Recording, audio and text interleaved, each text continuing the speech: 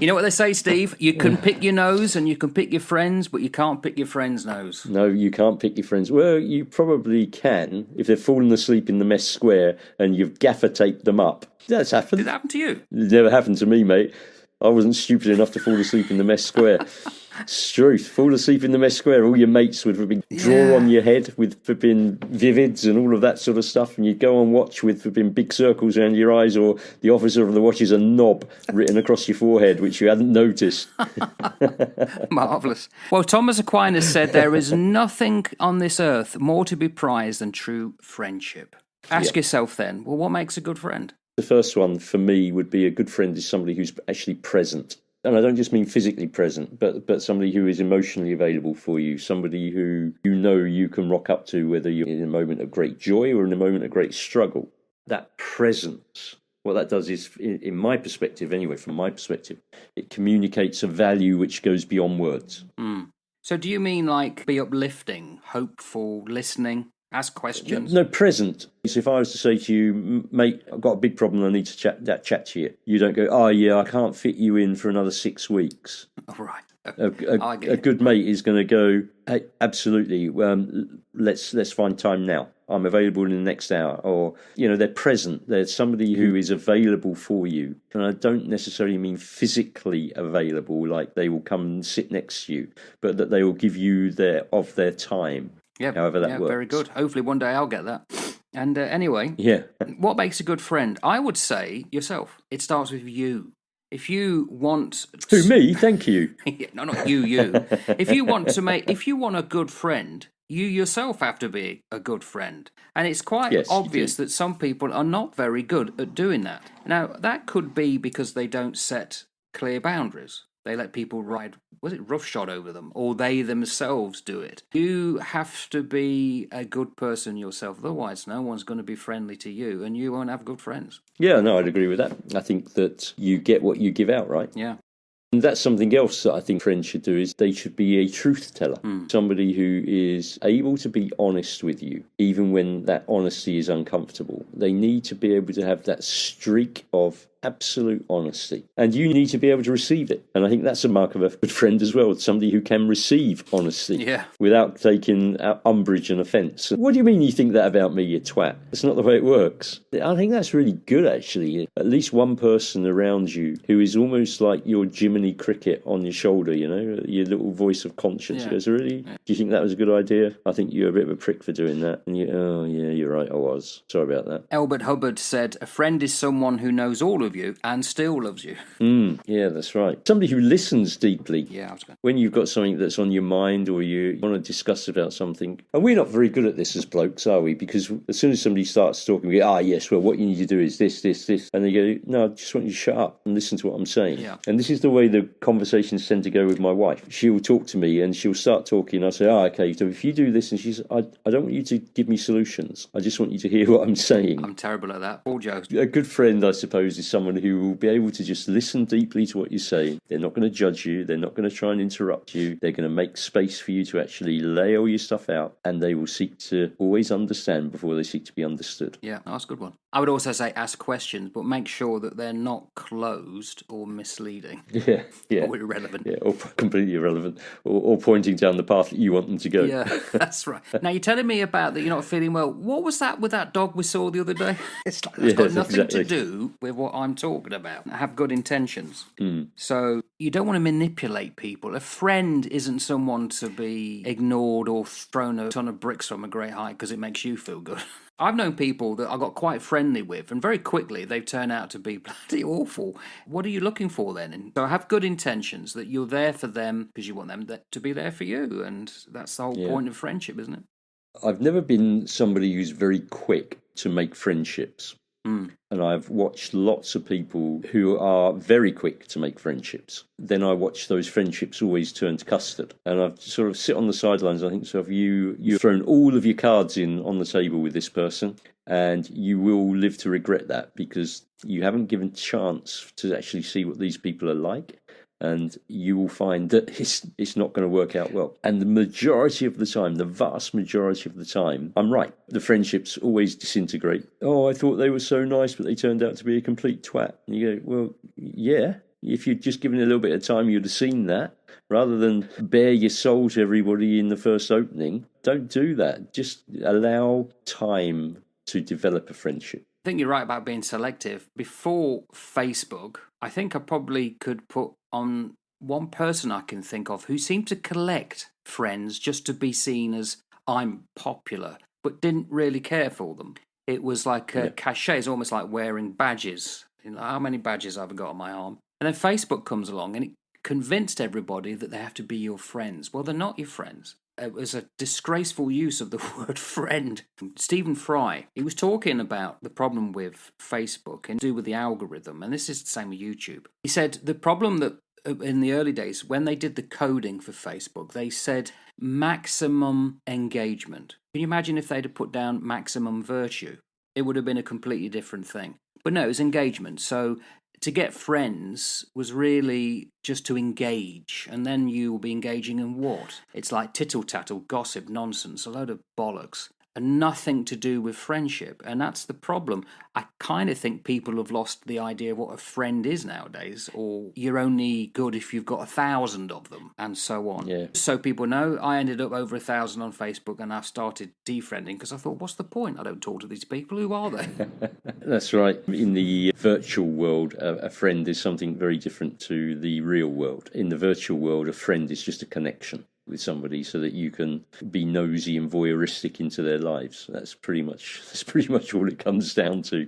There are very few people that I would say I am friends with. I would have even fewer people, particularly men, that I could just catch up with and chat to as mates. They stay consistent over time, right? Because there's a loyalty that comes with friendship, irrespective of how messy perhaps your life circumstances get, or how inconvenient your life circumstances get. Your mates are still there. Your friendships are still there. Doesn't matter how much time has spent. You think about us, right? 38 years that we hadn't spent time hanging out with each other, but we developed a mateship all those years ago, which has been consistent, irrespective of distance in terms of chronological time or geographical distance. Yeah, because we were the generation that didn't have Facebook. So once you separated and you went your way, it's very difficult to keep in contact. I think it could have been done, but I know few people from that era that would have able to track down people, especially if they'd moved abroad or whatever. Facebook, although I've derided it, has been the godsend there because it means we've been able to connect. Yeah, that's right. And so it has its connection uses. The test of friendship, what real friendship is that it's something that's consistent. Yeah. You can pick up where you left off, basically. I would say encourage your friends, be uplifting and hopeful. That's a good friend.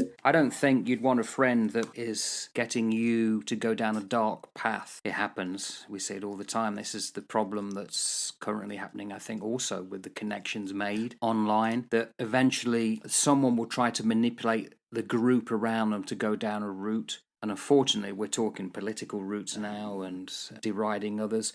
That's not what you want. You want somebody, a true friend is someone who uplifts you and is hopeful. Yeah, that's right. And that sort of touches into boundaries as well, doesn't it? Boundaries and growths. A good friend don't control you. They don't try and manipulate you. They don't demand stuff from you. The relationship is balanced. There is a long-term trust that comes from it. Friendship like that also then celebrates your successes. I don't know if you can be a really good friend and be completely envious of the person that you're friends with, because what you should be looking is just going, wow, that's fantastic. I'm so pleased for you. You've done so well. That is absolutely brilliant. Good job, you. Well done. Rather than, oh, look at him. He's done so well. I've achieved this and I've never achieved that. And he's got all this and I haven't got that. That's not good mateship. That's not good friendship. No. Good friend will support your goals. They'll support your values. They'll support the calling that you move into in your life. And they'll go, yeah, good on you, mate. I'll cheer you on. That's the way it should be. Definitely celebrate others' successes and also encourage them to become successful. Yeah. Why would you not want your mate to be successful?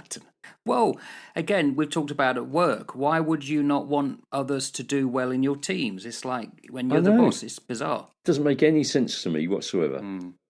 Forgive others and forgive yourself. You know, when we were in the Navy, runs ashore, there were faux pas made and they were, oh, I hadn't said that, or I may have gone a bit too far. I do apologise. Can you forgive me? I'll forgive you for doing the same. Yeah, don't hold grudges. Don't keep a score of stuff. Recognise that every one of us is imperfect. We've all got our ups and downs. We all get things wrong. We all get out of bed on the wrong side on the odd occasion. And don't worry about that. Cut people some flipping slack. It's a reciprocal thing. It's not a one-sided thing. Yeah. Be a good friend to have a good friend. Both got to give out. You both got to invest in it. It's not a one-way street. Find out what the others want or need. I remember a guy who I thought was a friend, and we'd met at work in publishing, and he had a mobility issue. And I always took time to make sure I walked alongside him and helped him, because often he could be on the verge of falling over. He made great light of it, he was well known for it. And I knew him for a couple of years, he even came to my wedding. And I realised after probably about 3 or 4 years of this, he never once asked about me and my family and the wife that he came to the wedding to know and had known. And I thought, I'm asking all about you and your family. I've been over to his place and his folks. In a foreign country, and it's like nothing was reciprocated. I might as well be talking to the wall. I know. We do sometimes meet people like that. I've met a few recently, old friends who I've sat down and had conversations with, and a number of people, they'll say, so how are you then? And I'll start to talk, and then they'll go straight off into what they're doing and why they're doing it and all the rest of it. And I just sort of sit myself back and I go, right, okay. Then they'll go, oh yeah, so you were saying about this? And I'm like, no, that's okay, mate. What were you talking about? Oh yeah. And then they'll go back and talk about themselves again. And you sit there for an hour and they know nothing about you, your family, how things are going for you. But you've learnt the ins and outs of a duck's whatnot about everything to do with their life because they've been quite happy to bang on about themselves. You think to them, oh my goodness, how bizarre. They probably haven't grown up, because there was an amazing thing. I didn't see it, but I was told it. People who know, my wife and I and my daughter, we live together with our grandson. And our grandson's now 6. And he was being taken out. And they're in the car. And they saw someone that they knew, and they pulled over and was talking to them. And suddenly my grandson put down the window and said, I'm going to go off and do this and this. It had nothing to do with the conversation. And then put the windscreen back up. It's like, I said what I want to say, and that's it. And it's the equivalent. That's it. I don't think these adults have actually changed from that. No, I think you're quite right. It's certainly not a two-way street with some. It's a one-way transmit only. Take responsibility for your own actions, because you're dealing with humans. You mirror and they mirror you. So if you want a good friend, you have to be a good friend. If you want them to show interest in you, you have to show interest in them. You have to be responsible and no one else. And I guess if you feel that you've got no friends and you've never had friends, you need to look at, well, why is that then? And it might be that you've been unlucky with the people you've met. You may live in an area where there's not many and they're all idiots. I don't know. But make sure that you take responsibility for yourself. Certainly before you point the judgment at anybody else who doesn't take responsibility for things. Keep confidences with people. If you really want to be a good friend to somebody, then they've got to be able to trust you, and that means that sometimes they will share things with you that they expect you to keep confidential. If they tell you they've committed some heinous crime, it's not like a confession box in the Catholic faith where the priest would never tell. This is just keeping confidences. Don't weaponize the personal information that you know about somebody for your gain later down the line. And I've seen that happen a fair bit, where somebody has told me that they have done this, and they pass that down the chain until it gets to the point where it can be used against them. And I don't think that that's the way to go. If you feel that you can't be fully yourself with somebody because you're frightened that they might weaponize that information against you, well, you're never going to develop a relationship, are you? Because you're always going to be living with some sort of fear. Fear we talked about before. I wonder, are people now more able to be friends than they were in our youth? Human connection and the ability to relate in real, profound human way is being undermined, because everything is done digitally now, and digital interaction is completely different. You mentioned that Facebook, have used the word friend very badly, and I would agree.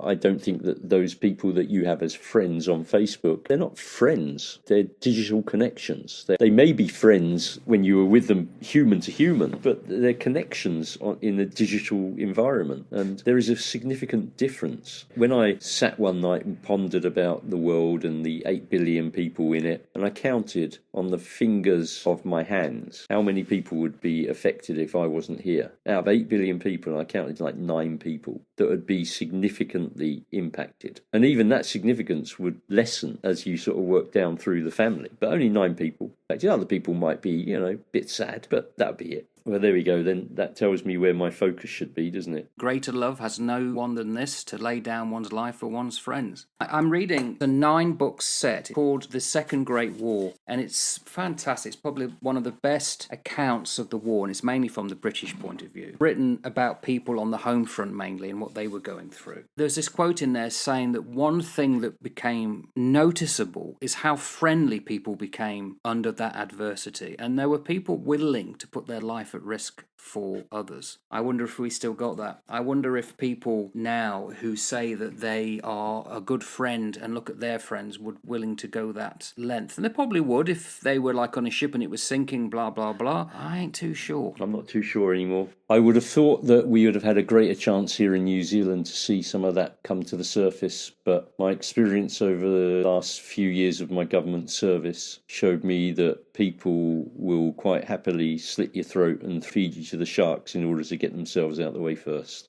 I think there's something missing in the world these days in the West, and I think this is a Western problem more than anything. Personally, I have learned over the last 20 years, one of the hardest things is you may come from families that actually they don't have your best interests at heart. They really couldn't care less about you. But it's hard to admit that, and it's hard to say, well, I'm going this way then, and if we meet up, I'll be friendly, but that's really down to them because they don't seem to want to make the effort, and some people won't even come to the phone. And with friends, I think we have to do the same, and we have to consider, are some people worth the effort? And should you say, no, you may have been friendly in the past, but either you've changed or I've changed, and it's hard to move away from that. It's you have to assume that you're not judged by your friends, you're judged ultimately at the end by yourself and what you've done. And sometimes you have to say goodbye to friends. They're just no longer in that category. Yep. And family. Yes. And I'm not sure that family should be your friends. Family's a different thing. You can be friendly with your family, but I don't know that your family are friends in the sense of what a friend is. Doesn't it say that a friend sticks closer than a brother? I'm not sure. You choose your friends, don't you? You don't choose your family. Yeah.